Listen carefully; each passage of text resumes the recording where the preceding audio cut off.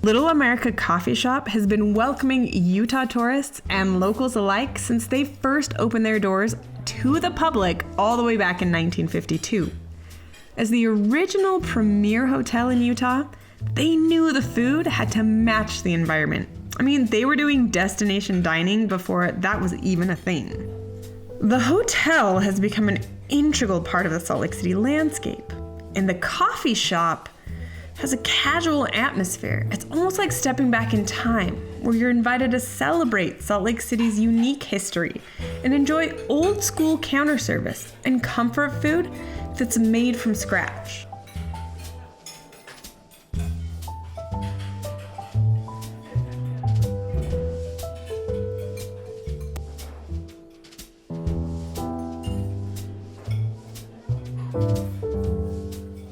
We're excited to revisit Le Bonne Vie with you at the Grand America Hotel. The epitome of elegance and sophistication, the hotel has brought a certain style to downtown SLC, and along with it, some of the most delectable baked goods in the state. Le Bonne Vie is a whimsical treat for the eyes and the taste buds because the pastry case is almost as beautiful to look at as the pastries are to savor. Chef Javier is meticulous with the grand touch, whether that's adding a bit of edible gold to a tart or making certain every raspberry croissant is infused with the natural essence of raspberry. The Le Bonne Vie experience is always a step above. You know, Taste Utah, it's more than a typical food series. Oh, that's right, Jame. It's about local flavor, from roots through unique, authentically Utah restaurants. Oh, absolutely. It's the people, the places that make Utah a dining destination. We love it because there's so much soil and earth to uncover, but still so many great Utah restaurants to savor. Well, that's just it. We bring the stories and we spread the love. The best thing about Utah, the views along the way, they're not bad either. We're not afraid to get our hands just a little dirty. Food is a necessity, but it's how we create it and share it and experience it together that really shapes our community. You always have a seat at our table. Are you ready to taste Utah?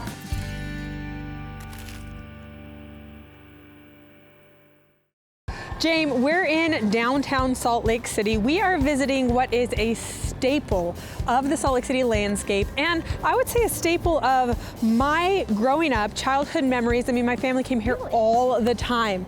It is the Little America Coffee Shop, and it's on Main Street. Main Street, like literally the whole block in between, 5th and 6th South. And that's what makes Little America and Grand America so special. They are SLC icons. We're about to dip into all kinds of nostalgia today. Gosh, I'm all right? so excited. Menu, the coffee shop counter, and Chef Bernard Gotts is inside. Should we, I think he's waiting. Should we go? Let's do it. Okay, come on, do it. Thanks, girl. Mm-hmm.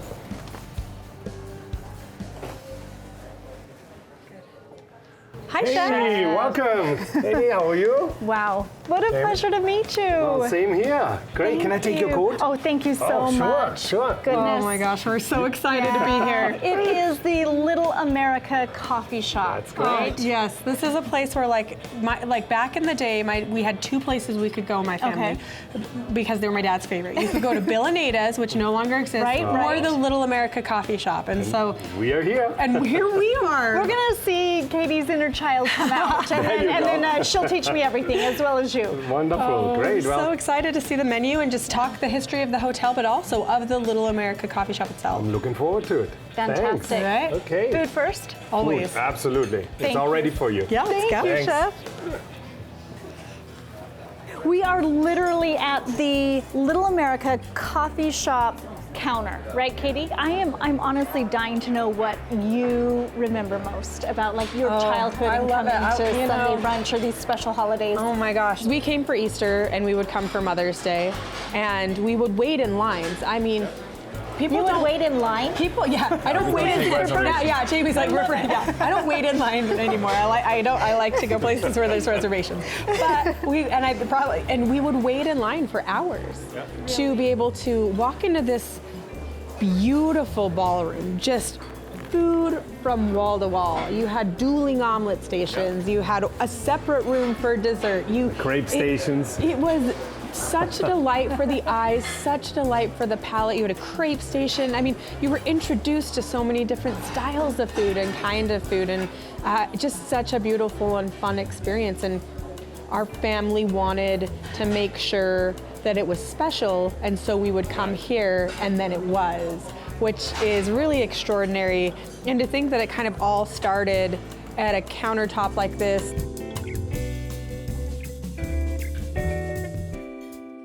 I mean, this is so nostalgic for me. Turkey dinner in front of you. Explain yourself right now to us. That's it, you know. This is our famous turkey dinner, slow roasted, which is the trick. You gotta slow roast them, you know, so they stay nice and moist. As a matter of fact, sometimes people come and say, this is not cooked, it's still a little pink. Well, guess what? It's slow roasted, you know, it's nice and moist, you know. And then the mashed potato, all made from scratch. The stuffing is the rolls, okay. The that famous Little America rolls. That's the rolls. She knows about these. That's See, right. okay. That's right. And this is literally like, I mean, this is Thanksgiving on a plate. Is that what you're, Yeah, and every we day? Serve it all day long. Yeah, we serve it every day. Every day. Yeah. What we have here, this is one of our breakfast items. It's called the Mountain Man, which is a homemade corned beef hash with 2 poached eggs. That's our country gravy on the top, a little cheese, and then of course our fresh country potato that we do every day. This is incredible. Yeah. Definitely, this is what Katy thinks about me. I am her mountain man. 100%. And I have like a little food envy, but the nice thing I know about Jami is that I'll be like, hey, can I stick my fork in that? She'll be like, of course. That's Get it in right. there right I now. already stole a roll, and I'm about to put some jam on it. Yeah. I actually import German pickles for our stroganoff. I will not use any. Yeah, I will not use any other pickles for the stroganoff. That's amazing, because that's your background, right? Absolutely. Left Germany, went to Bermuda for 9 years. That's where I met my wife, and we've been together for 45 years. And then I started with Sheraton in Charleston, South Carolina. And then when the Sheraton opened here in '83, which is now the Hilton Hotel, okay, I opened that hotel. Oh my gosh. Yeah, and from there I went to New Orleans. And then from New Orleans to Boston, Chicago, and then I got a call from Little America, and back I am, 15 years now. Oh my goodness. Yeah. So I always loved Salt Lake. Salt Lake always is want to come amazing. back. So Well, we're lucky to 50 have you. years, you said? I've been now in the business 50 years. 51 years, yeah. 5-1. Wow. Like that. That's extraordinary. I started when I was 14. My first job was I had to kill 50 pigeons. Oh, you know? really? Oh yeah, that was my first job, and I was sitting there like, God, please forgive me. I gotta kill this poor little You're just a little 13, 14 That's right. But now you actually are an exceptional butcher, Yes, correct? I do, yeah. Yeah, I did an apprenticeship in butchering as well. Well, that's the beautiful thing about a chef, right? Is that you learn the art form and all of the technical skills that go along with it. And that's what's important today. I think we lose a lot of that because, you know, most people don't even know what a cattle looks like or what a carcass looks like. You know, everything comes in boxes. Right. And so I try to teach, actually I have a sous chef's training program here. And the only way you can apply is if you work here. Really? And then they spend a week down at Wasatch Meats so they can learn everything. And then we bring the whole leg of veal in. I show them how to break it down, the different parts, how you utilize the product. I still have a butcher here. We cut all our own meats. That's amazing. We cut all our own that way you meats. can use the entire animal. If an animal's going to give its life for us to eat. If you buy, let's say I buy Mary's chicken, which is all natural chicken. So, you know, I buy one product and I can make 10 different items from that. You know, that's how you control your food cost. That's because at the end of the day, let's face it, you have to be profitable. Right. You know? Yes. And this company, I mean, we've been around for many, many years, you know. And the family, Mr. Holding, the first day I met him, he said to me, he said, Chef, I just want to give you one advice. He says, we serve good, quality, consistent food here. And if you do that, you'll be successful. And he's right. Look what he built. It's so approachable, though. It's something that I love about the Holding family and Little America, where everything is sophisticated, it's elegant, it's beautiful, but it's also casual and comfortable. You can come here and have a business breakfast, you can come here Absolutely. from your room upstairs in Love your that. robe Yeah. and pajamas. Just kidding, but maybe. No, not a problem at all. You're always welcome here, which is something that I think is so extraordinary in the hospitality that the Holding family has just created and generated. And you mentioned the motto was, really good food. Absolutely. And if you're traveling through a city or to a city, what will draw someone to a hotel more than anything? Yeah. It's Food. it's food, but it's also the comfort. I mean, and Earl always believed if I spend the right money and I buy good quality, it will last. I mean, when we took out the furniture out of those rooms, there were still solid wood furniture. It took 2-3 people just to lift up the dresser. And how old are they? Oh, ever since the 70s when this building was built. Really? The other thing is there's not a single artificial carpet. They're all cotton carpets in this building. This is something we know, that, there is no skimping on luxury. Look at this. But then the other thing that I love about being at this counter is you understand, the humble roots even of Salt Lake City. Like there are photos and images from, I mean, 1911? Like I said, I've been in the business for over 50 years. I opened hotels. My last hotel in Chicago, I did almost 58 million in food alone, Wow. But on a weekend, my restaurant was empty, Interesting. Hotel restaurants are not known for food. The coffee shop, we have between 80 to 90% of my customers are locals, Yes. And that's a good thing. It can also be a little bad thing because they'll tell you when something's not good, huh? Oh, And if okay, you want that's to hold you accountable. If you Quality want to control. change the menu, you better ask them first. Yes. If I take the turkey off, I might as well just quit. Yeah, exactly. You've just sealed your fate. That's it. I'm done. They'll come. They'll be. Where's That's that right. chef? That's right. We have spoken a lot about theory, which we love. Adherence to sourcing ingredients, getting to know you, chef.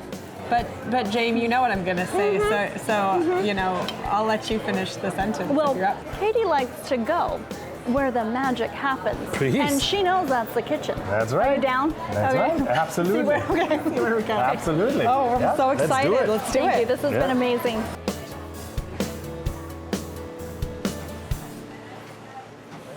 Hey, Chef, we know it's hopping out front, and you're going to make something quickly for us. The blackened We're going to do a salmon? blackened salmon Caesar.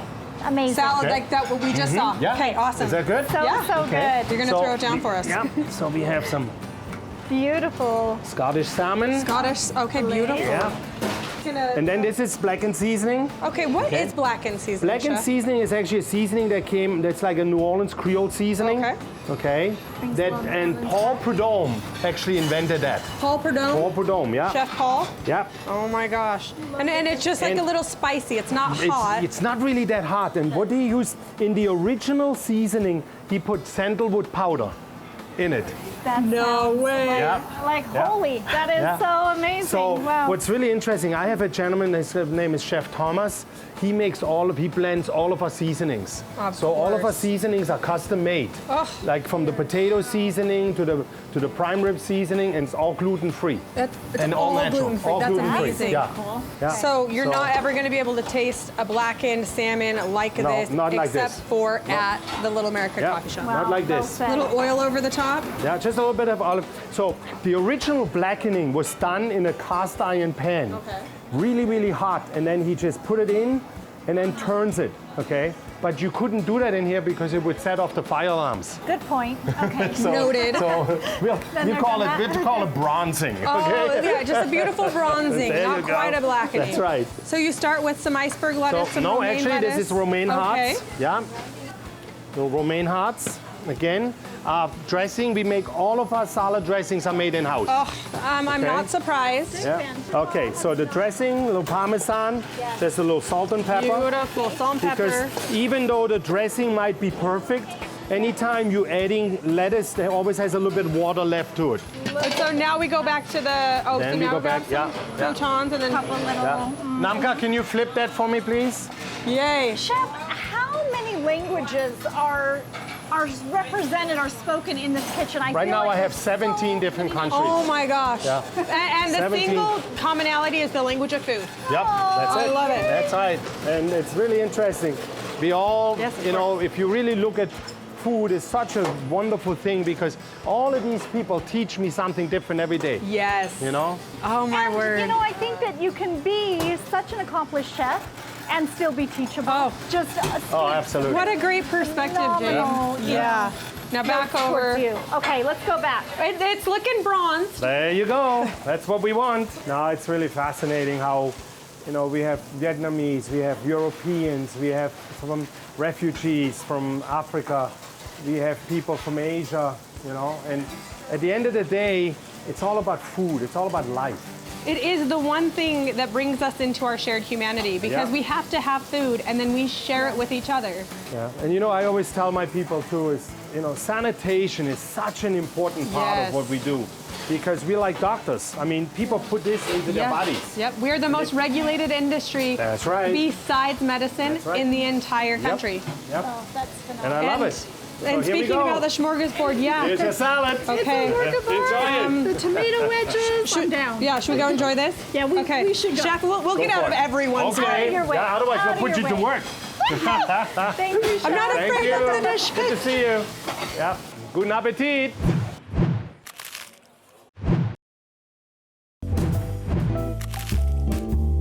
Katie, sometimes a girl just needs a little whimsy in the form of an amazing pastry. La Bonne Vie Bakery is a boutique that is open to not only Grand America guests, but to anyone who wants to stop by and taste a little bit of France. They are providing a world-class experience in the form of macaroons, croissants, beautiful bread puddings. I think it's time for us to Get tasting? get tasting. James, I can't wait to get tasting. All right, let's go taste La Bonne Vie.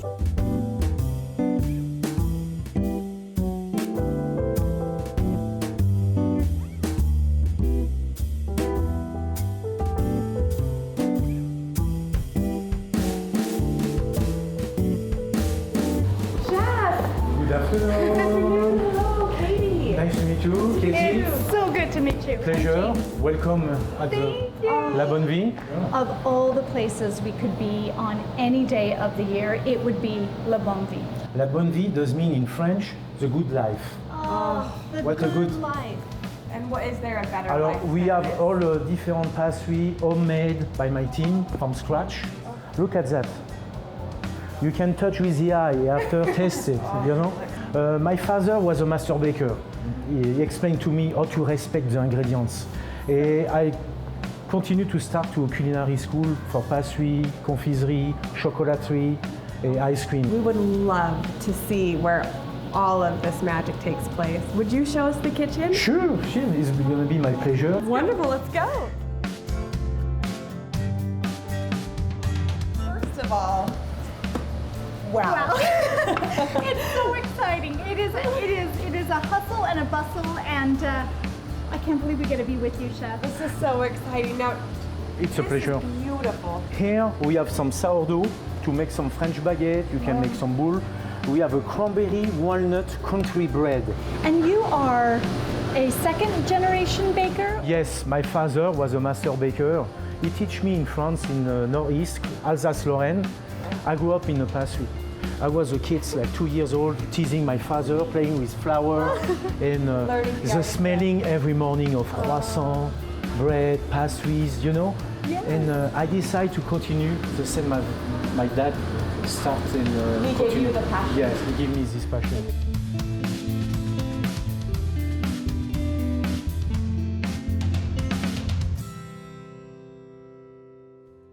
I prepped some croissant right here. Oh, beautiful. Let's take this out. We come some new croissant. It's a new technique.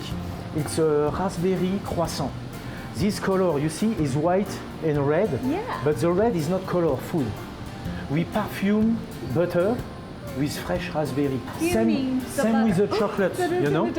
And now we're coming with this croissant. You put a Put a little chocolate. chocolate in there. It's like ski. Your hand have to be straight, If you go like this, the croissant gonna be bigger. Okay. And rolling is very important. Oh, that's If you want to have a nice result like this, Yes. you know, the rolling is very important. Yeah. Chef, we would love to sit down in the lobby with you and talk to you a little bit more about the treats that you could get at the Grand America afternoon tea. Sure. It's gonna be a pleasure. Let's do it. Let's do it. Let's do it. All right, tea time. Tea time. Here we go. Afternoon tea with pretty much the heavy hitters when it comes to food at the Grand America. Thank you for sitting down with us. Thank you for being here. It is such a pleasure. Would you first tell us where we are because it's beautiful?